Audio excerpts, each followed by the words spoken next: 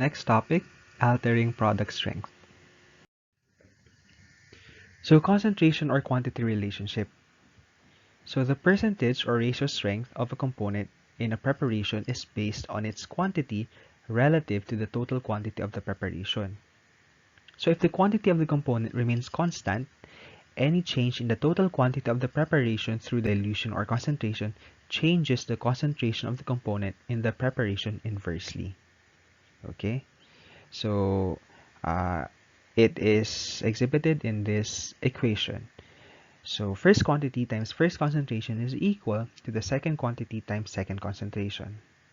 Okay, so if you change one of the values on one side, of course, the other side will also change its value, as long as one of the variables is held constant. Okay, so you may seem to understand this if you have examples. Okay, so if 500 ml of a 15% volume in volume solution are diluted to 1500 ml, what will be the percentage strength in volume?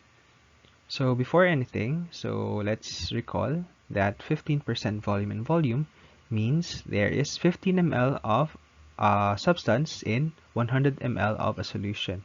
So we are using ml because the percentage ratio involved is volume in volume. Okay, so going back, I suggest that you use this equation instead because this is much easier to understand and perform. So we have Q1 or quantity 1 times C1 or concentration 1 equals Q2 times C2. So Q1 is the initial concentration, which is 500 ml. C1 is the initial concentration, which is 15%. Q2 is the final concentration, final quantity, which is 1500 ml, and C2 is what we're looking for, so that is assigned X. So if we compute for this, we have 500 ml times 15% divided by 1500 ml, that is equal to 5%. Okay. So next, if 50 ml of a 1:20 weight in volume solution are diluted to 1000 ml, what is the ratio strength in weight in volume? Okay. So there is a note that a student may find it simpler in solving certain problems to convert a given ratio strength to its equivalent percentage strength. Okay, so what is given is a ratio strength, 1:20. So you may convert this into percentage strength first, so that you will be working with only one number. Okay, so 1:20 is also equal to 5%. How did we get this? We simply divide 1/20 times 100, so you get 5%. After this, I suggest na you do this problem using this equation also. Okay, so it is much easier. So if you plug in the values, you write 50 here, 5 here, and 1000 here, you will arrive with 0.25%. But since what is asked is the ratio strength, you should convert this, and the answer would be 1:400. Here's a problem regarding concentration. So if a cough syrup contains in each teaspoonful 1 mg of chlorpheniramine maleate, and if a pharmacist desired to double the strength, how many milligrams of that ingredient would need to be added to a 60 ml container of the syrup? Let us assume that there is no increase in volume.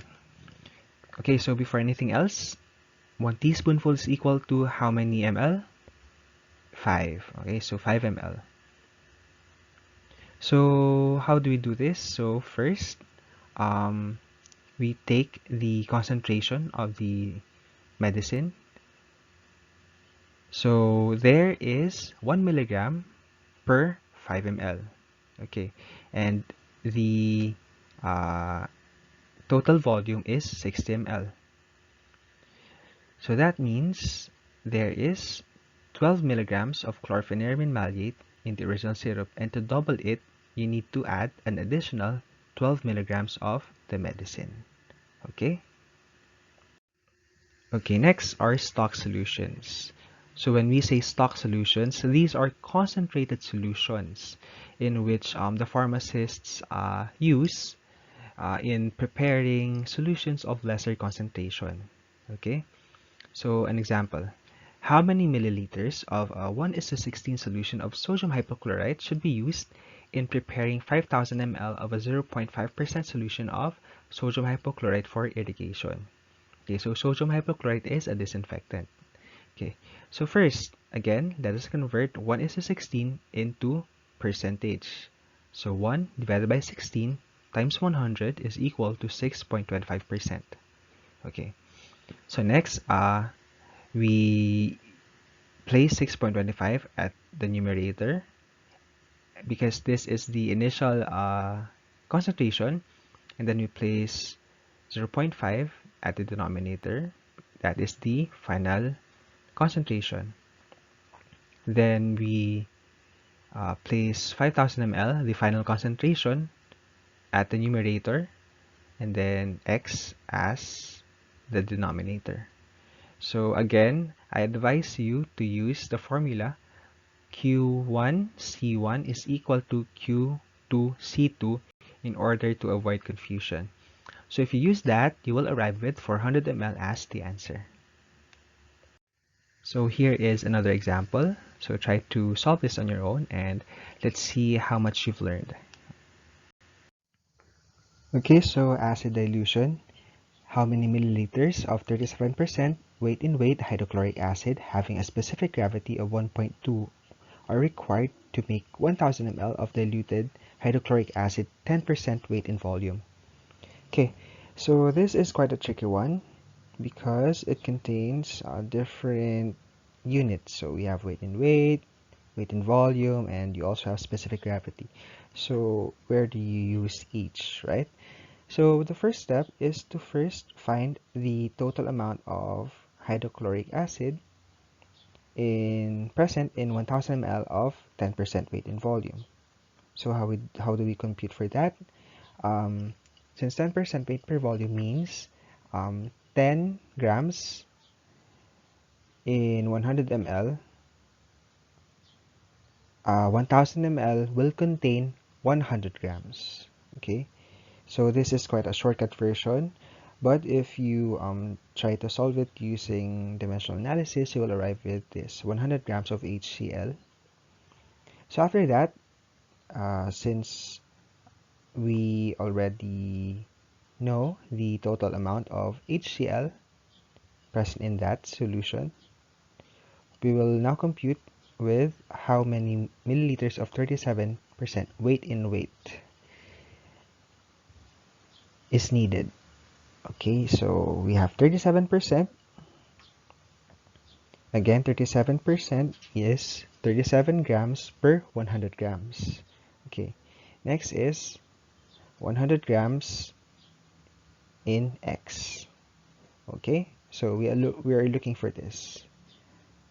So if you compute for this, you will have 270 grams of 37% acid.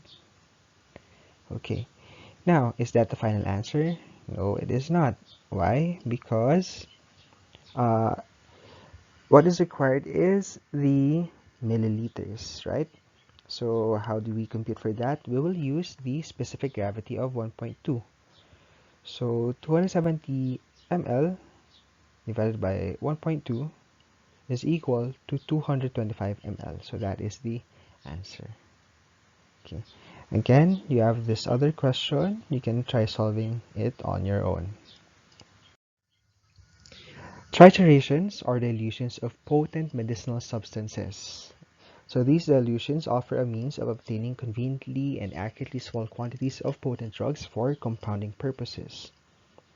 So they are prepared by diluting 1 part by weight of the drug with 9 parts of finely powdered lactose. So they are therefore 10% or 1:10 weight in weight mixtures. Okay. So we have to note that the term trituration should not be confused with the like term trituration, which is the pharmaceutical process of reducing substances to fine particles through grinding in a mortar and pestle. Okay, so that act is also known as trituration and should not be confused with the trituration we are talking about at the moment. Okay, so here is an example. how many grams of a 1:10 trituration are required to obtain 25 milligrams of a drug. So a 10-gram trituration contains 1 gram of a drug. So since the units we are using is in grams, we should convert the given of 25 milligrams to grams. So 25 milligrams is equal to 0.025 grams. So again, if 1 gram if 1 gram of a drug is contained in 10 grams of trituration, how much of the trituration is needed to contain 0.025 of the grams? Okay, so applying dimensional analysis, you will have 0.25 grams as the answer. So we have alligation. So alligation is a method of solving problems that involves the mixing of solutions or mixtures of solids possessing different percentage strengths.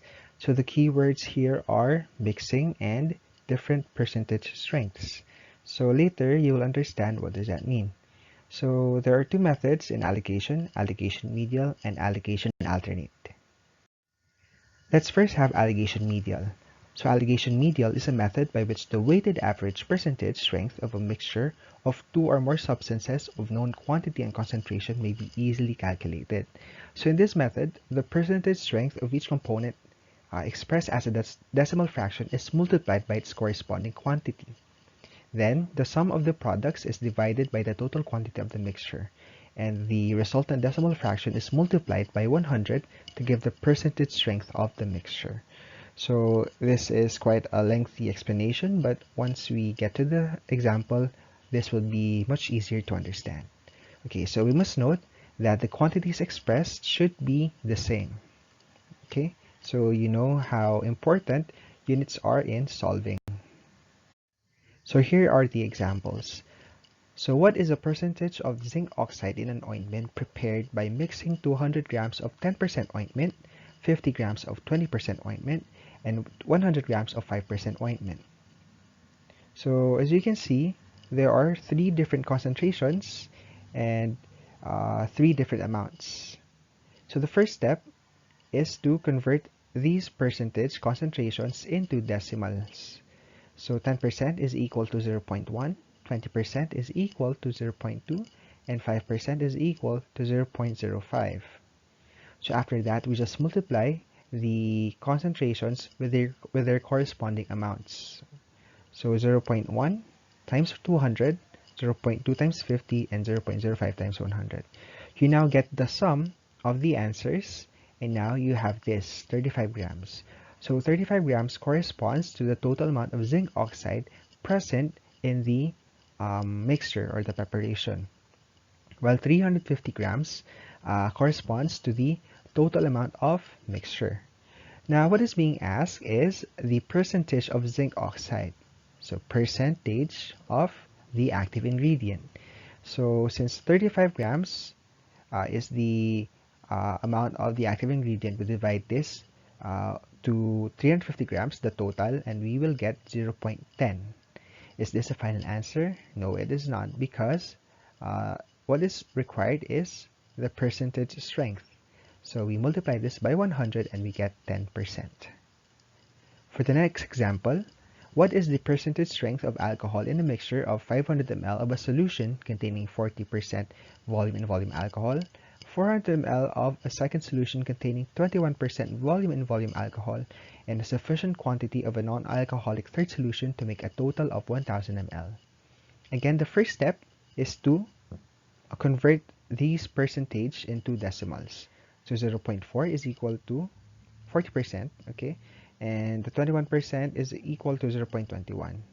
0 here is derived from the third mixture, the third preparation. So it is said that it is a non-alcoholic third solution.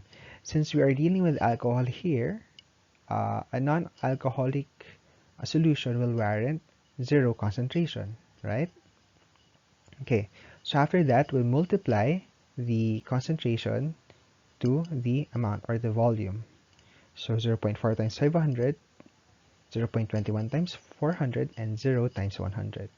So the total amount or the total volume of alcohol present in the mixture is 284 ml. And the total amount of the preparation or the mixture is 1000 ml.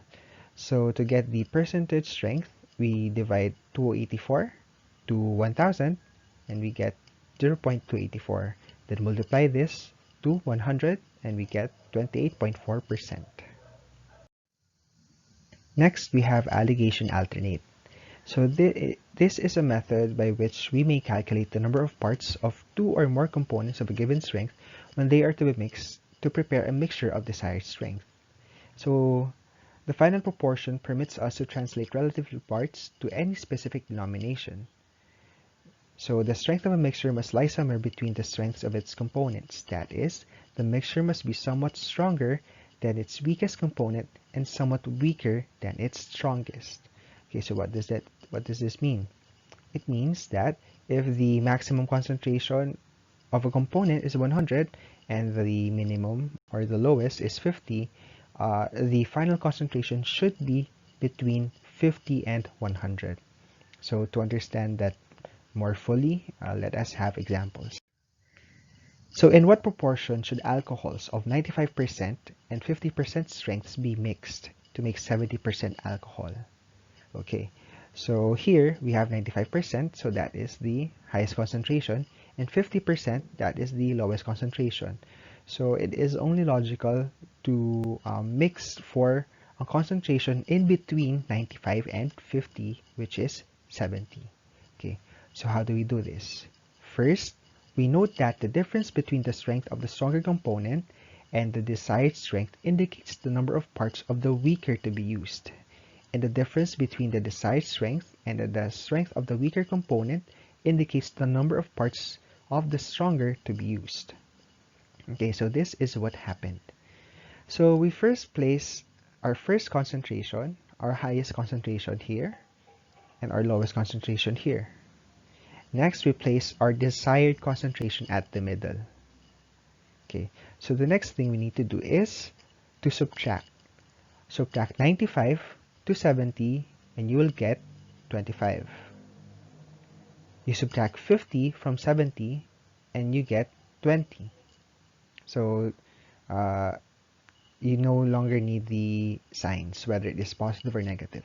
Okay, so what do these mean? So 20 is the number of parts of 95% alcohol needed for the mixture.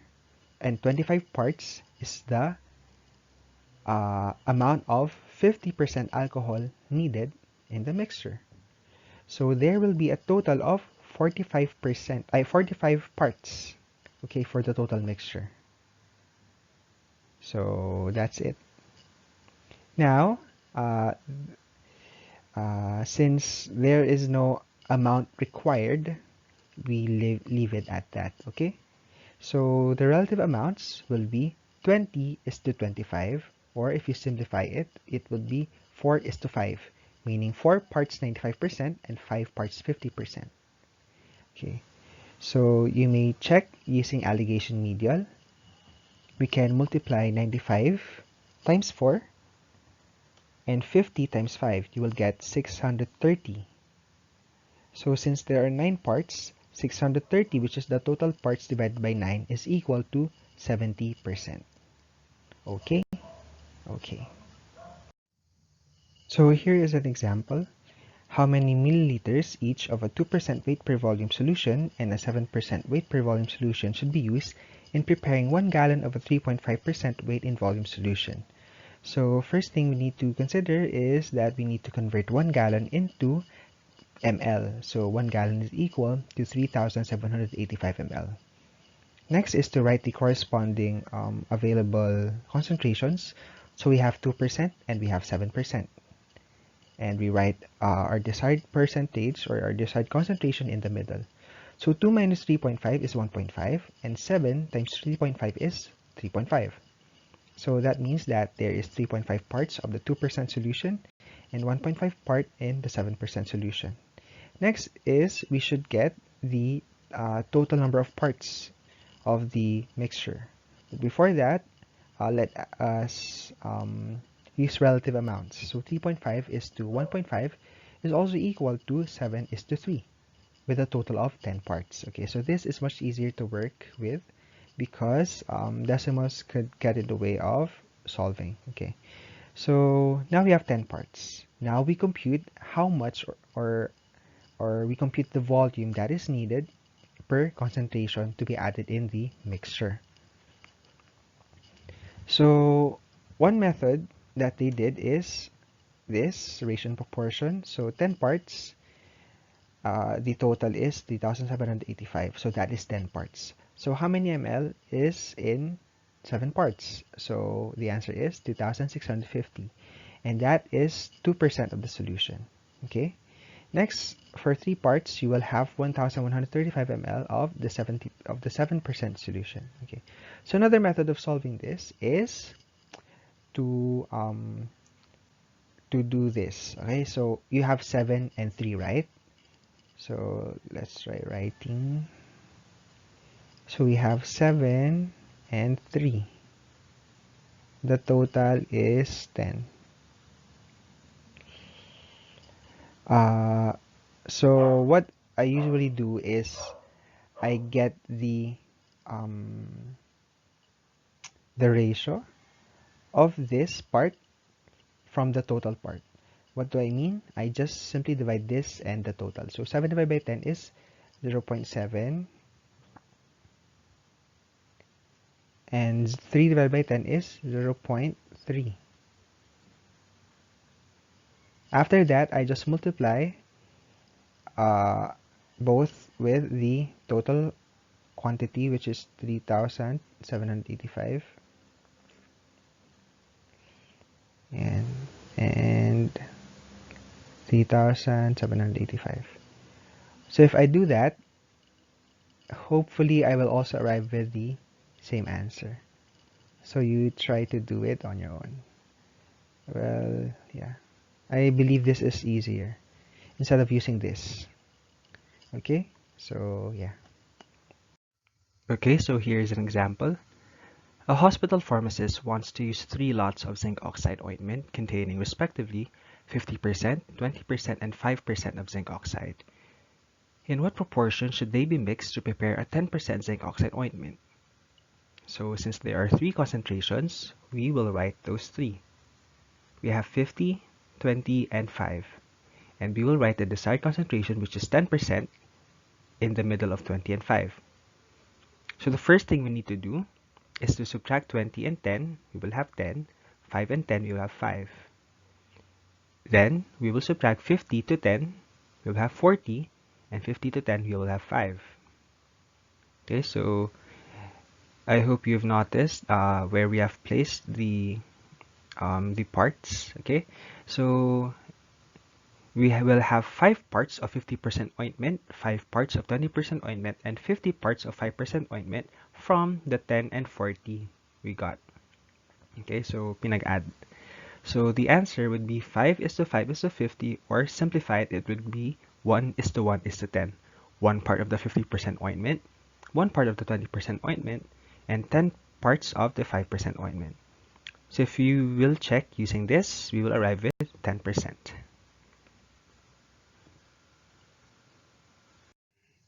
Okay, so we have this, another example. So in what proportions may a manufacturing pharmacist mix 20%, 15%, 5%, and 3% zinc oxide ointments to produce a 10% ointment? So each of the weaker lots is paired with one of the stronger to give the desired strength, and because we may pair them in 2 ways, we may get to see 2 sets of correct answers. So one method or one set is this. So we first write the available concentrations 20, 15, 5, and 3. So next we we subtract 15 minus 10 is 5, 5 minus 10 is 5. Then 20 minus 10 is 10, 3 minus 10 is 7. So you take note of where the number of parts have been placed. Okay. So in total, we have 7 parts of 20% ointment, 5 parts of 10% ointment, 5 parts of 5% ointment and 10 parts of 3% ointment. So the relative amounts should be 7 is to 5 is to 5 is to 10. So if you check that, we will have 10%. So we have an alternate solution. Given 20%, 15%, 5%, and 3%, and the desired amount, which is 10%, we will pair the concentrations this way. So we'll first have 20 minus 10 is 10. 5 minus 10 is 5. Next, 15 minus 10 is 5. And 3 minus 10 is 7. So I hope you've noticed how the concentrations are paired. Okay, so the answer would be 5 is to 7 is to 10 is to 5. So is this the final answer? Yes, it is, because it can no longer be simplified. So if you check it, we will still have the same answer, which is 10%. Okay, so let's have another example, which requires a specific amount of drug needed in the preparation. Okay, so how many grams of zinc oxide should be added to 3,200 grams of 5% zinc oxide ointment to prepare an ointment containing 20% of zinc oxide? So first, we should understand that since we are using zinc oxide, the active ingredient, this would be considered as 100% concentration. So just like a while ago, for the alcoholic mixture, the non-alcoholic substance was labeled with 0% concentration. So here we will use 100 for the zinc oxide. So now we will write the given concentrations. We have 100% and we have 5%. And again, we will write 20% in the middle. So 100 minus 20 is 80, 5 minus 20 is 15. So we'll now have 15 parts of 100% zinc oxide and 80 parts of 5% ointment. So the ratio would be 50 is to 80, or it can be simplified to 3 parts is to 16 parts. Okay, so the question is, how many grams of zinc oxide should be added to 3,200 grams of 5% zinc oxide ointment? So it means that there is an existing 3,200 grams of 5% zinc oxide. So let's try to write it here. So the number of parts would be 3 and 16, with a total of 19. Now, 16 parts is equal to 3,200. Is that right? Okay, 3,200 grams. Now, we are looking for the amount of zinc oxide to be added to this in order to attain a 20% concentration of zinc oxide ointment. So how do we do this?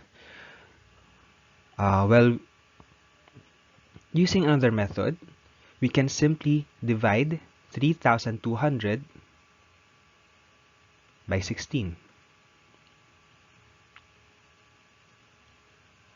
Or we can use ratio and proportion to determine the amount of drug present in one part. So 3,200 grams is equal to 16 parts as to how many grams is present in one part. So if you compute this, you will arrive with 200 grams. So this means that one part is equal to 200 grams. And since zinc oxide, 100% of zinc oxide needs 3 parts, we will multiply this. 200 times 3 is equal to 600. Okay, so this is another method. Well, you can still use this if you prefer, but more importantly, you should use one that you're comfortable with. Okay. Now we move on to reducing and enlarging formulas. So steps. Step 1 is to use the following equation, determine the factor that defines the multiple or the decimal fraction of the amount of formula to be prepared. So the quantity of formula desired over the quantity of the formula given. So that is the factor. Next is to multiply the quantity of each ingredient in the formula by the factor to determine the amount of each ingredient required in the reduced or enlarged formula. So if a formula for 1000 ml contains 6 grams of a drug, how many grams of a drug are needed to prepare 60 ml of the formula? So you first place in the numerator the quantity of the formula desired over the quantity of the formula given, which is 1000. So your factor is 0.06, and you multiply this with 6 grams, and the answer is 0.36 grams. So I guess this was the method I used in the allegation problem.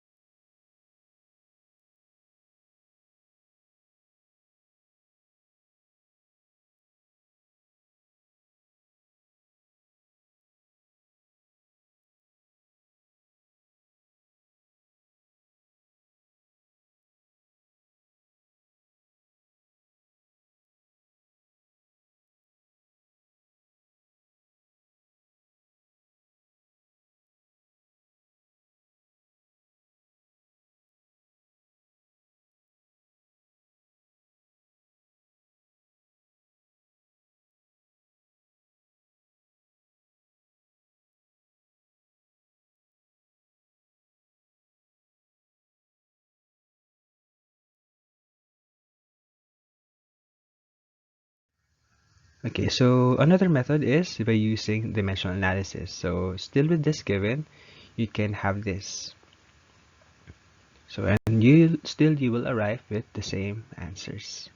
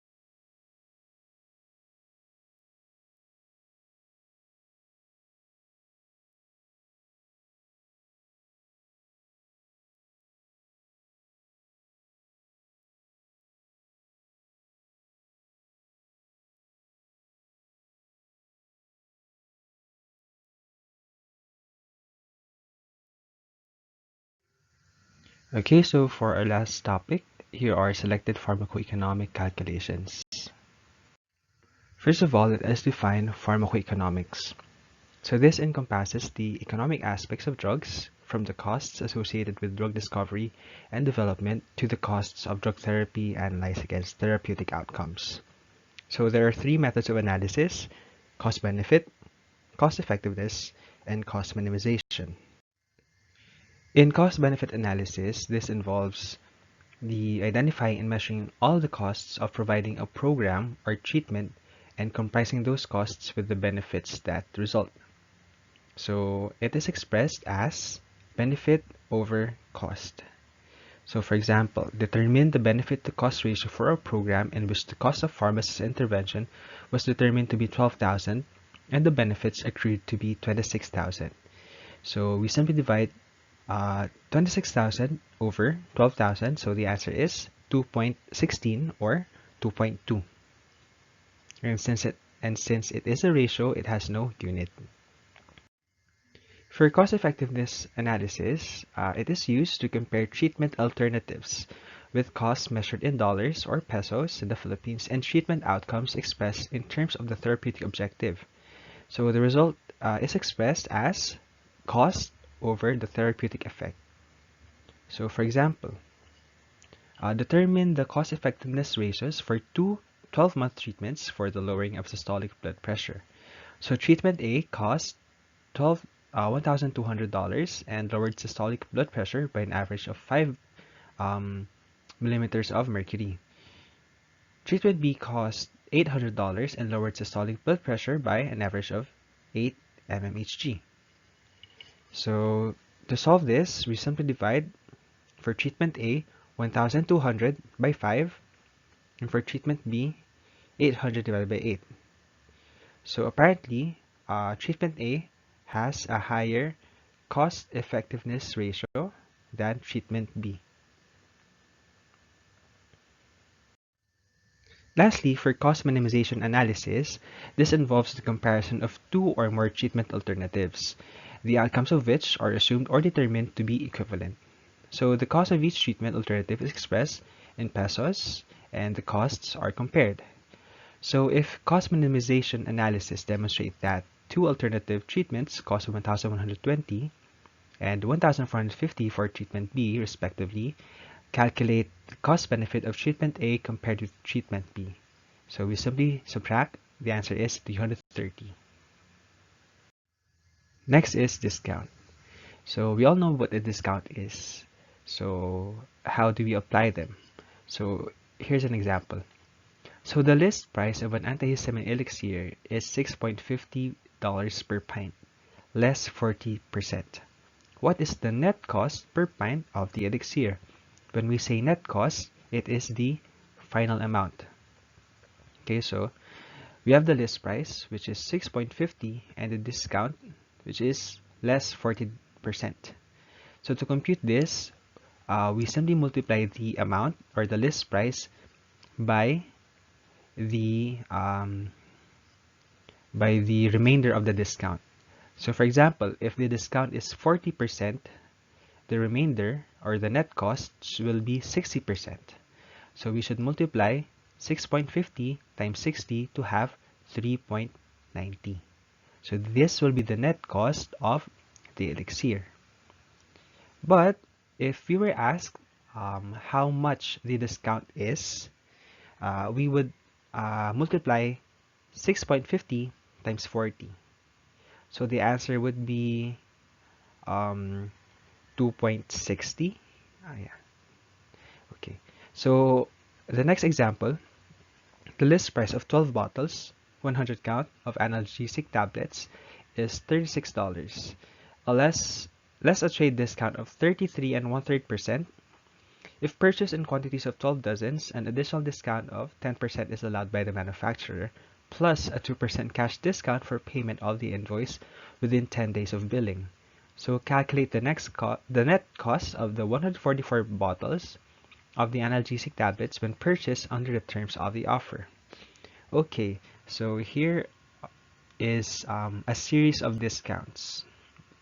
So first, let us compute for the supposed amount that we will pay if no discounts are made. Okay, so the list price for 12 is $36. So, and the list price for 144 will be times 12 of that. So we will have $432. Okay, so the first thing we need to do is to multiply again the list price with the remainder of the discount. So the first discount made is 33 and 1/3%. So what's left is 66 and 2/3%.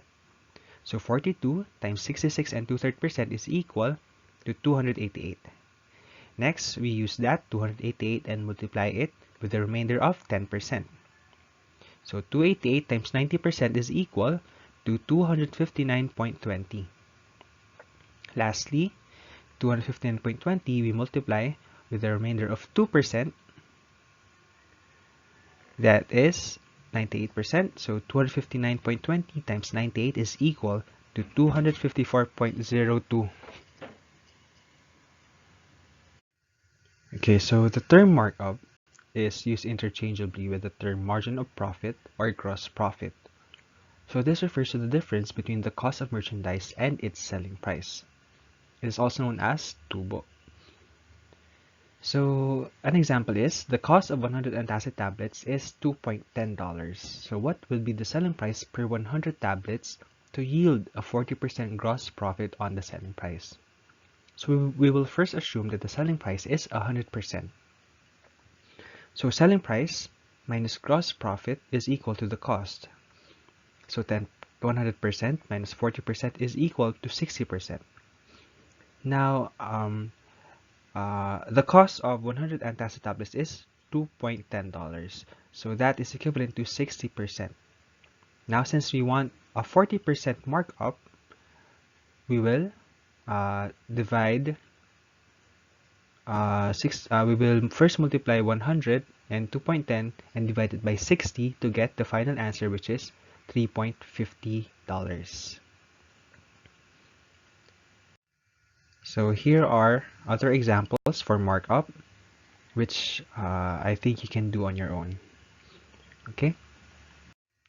The references used for this review include Ansel Pharmaceutical Calculations and lecture notes from UP Manila College of Pharmacy. So that concludes our presentation for our review in pharmaceutical calculations.